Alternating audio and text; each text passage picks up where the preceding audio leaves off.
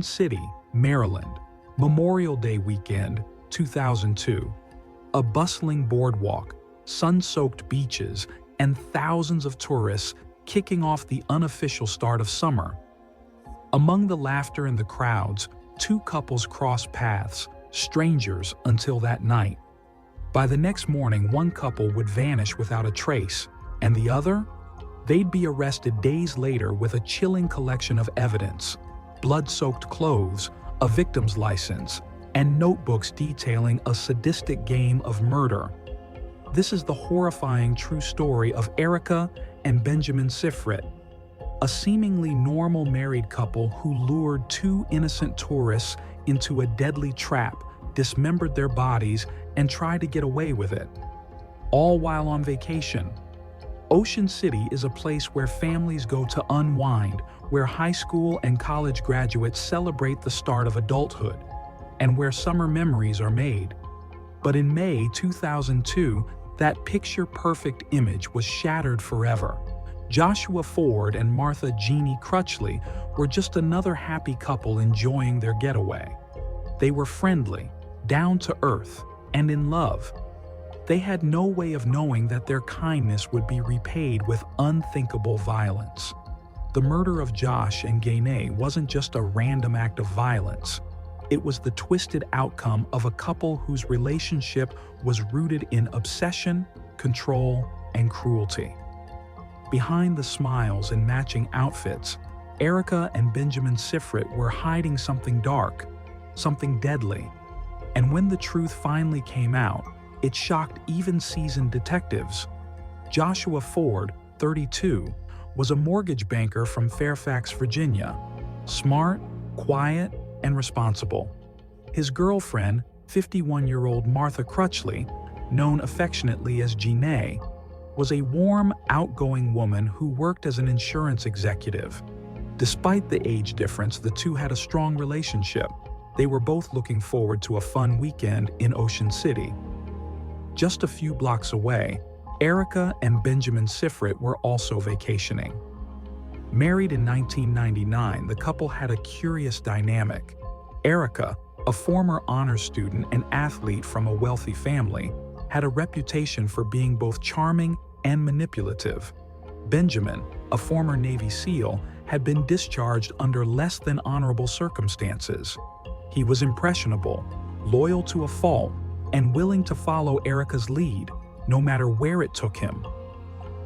Their relationship thrived on intensity. They collected Nazi memorabilia. They had matching tattoos. Erika called the shots, and Benjamin obeyed. They were inseparable and dangerous. On May 24, 2002, the two couples met at a local nightclub called Secrets. It was a casual encounter. Drinks, dancing, conversation. Erika and Ben invited Josh and Jeannie back to their condo at the Rainbow condominium to keep the party going. It seemed like a harmless offer, but it wasn't.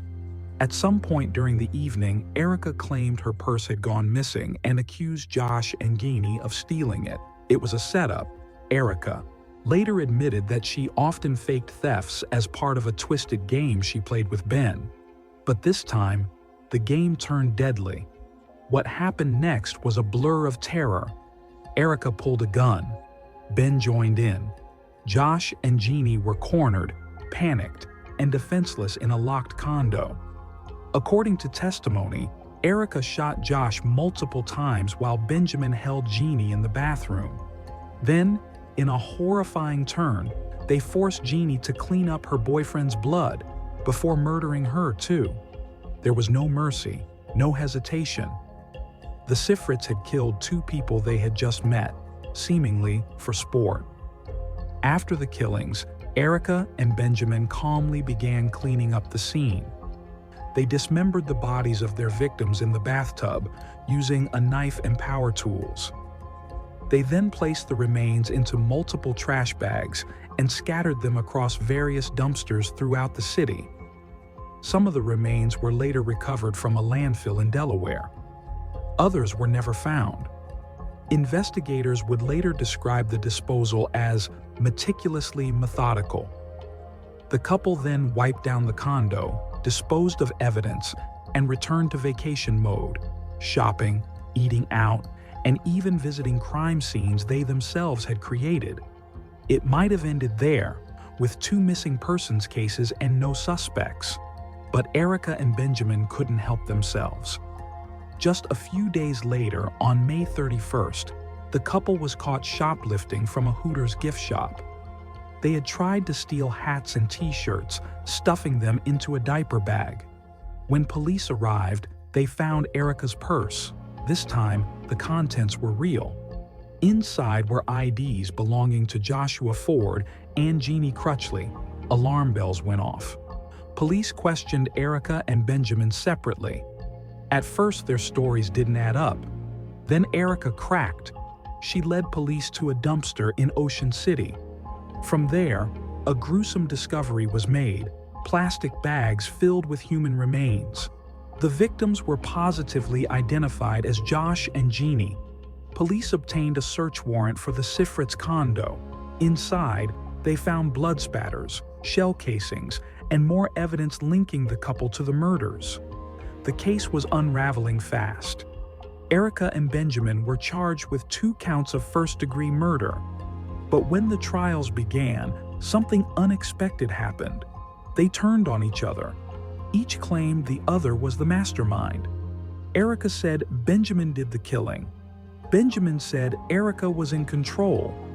The state decided to try them separately to avoid conflicting defenses. Benjamin Sifrit went to trial first.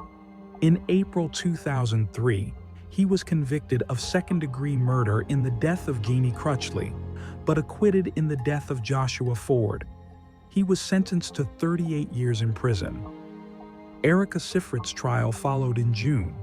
She was found guilty of first-degree murder in Joshua Ford's death and second-degree murder in Jeannie Crutchley's. She received a sentence of life plus 20 years. Neither showed remorse.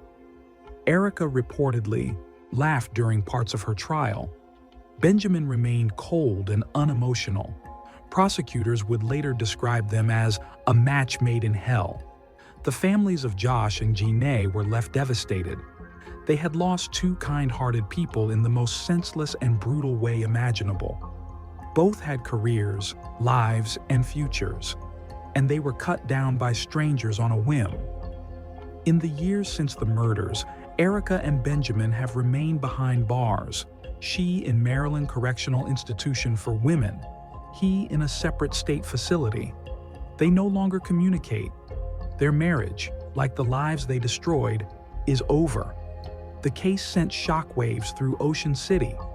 It was a brutal reminder that evil doesn't always wear a mask. Sometimes it smiles, dances, and invites you back to its condo.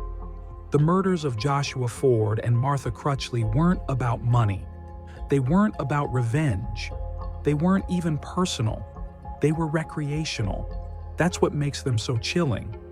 2 people, fun-loving, trusting, and kind, were targeted by another couple who treated human life as expendable. Erika and Benjamin Sifrit weren't acting out of desperation. They were fulfilling a shared fantasy. For law enforcement, it was one of the most disturbing cases they'd ever encountered. For the public, it was a wake-up call, an unsettling lesson in how quickly things can go wrong. Josh and Jeannie weren't reckless. They weren't naive. They were just in the wrong place at the wrong time. Sometimes, the scariest monsters don't hide in the shadows. Sometimes, they ask you to grab a drink, smile, and invite you inside. But what we can do, what we must do, is remember. Remember Joshua Ford and Jeannie Crutchley. Remember their lives, their light, their kindness. And remember that sometimes, evil doesn't come crashing through the window. Sometimes it smiles, asks if you want another drink, and invites you back to the condo.